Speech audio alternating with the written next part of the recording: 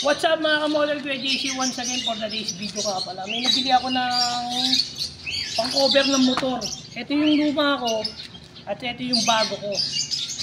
Ang pinagkaiba na ito, itong luma, tela lang siya. Kung sa init, kung tatakpan lang siya, para sa init. Yung sa init lang siya, okay siya eh.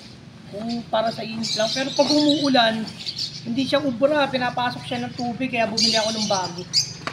Ito, papakita ko ngayon sa inyo isang bago ko at medyo maganda siya. Ito, meron pa siyang bag. Ginaganda na ito, waterproof. Umulan, umaraw, hindi tatagusin tubig sa kanya. At may tali pa to sa ilalim, pinakapangyakap niya. Tara, lagay na natin. At ito yung sinasabi ko mga kamodel, oh.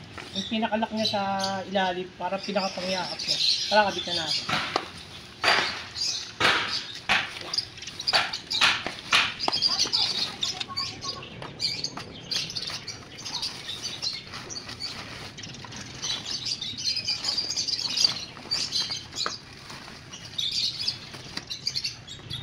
Saka pala mga model, lahat naman yata may gilid cutter at may reflectorize pa siya. Dalawang gilid at saka sarap. At ito yung pinakalak niya. Saka ito.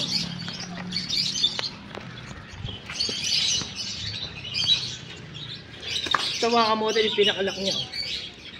Para safe siya. Trado. Malakas naman yung hangin. Hindi siya tatangayin. Saka nakakorte siya. Nakakorte pa siya mga kamodel. Ito may bakal pa nga dito sa gilid.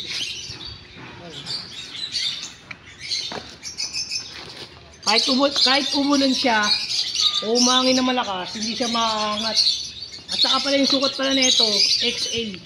Yung mga sukat pala ito mga kamodel.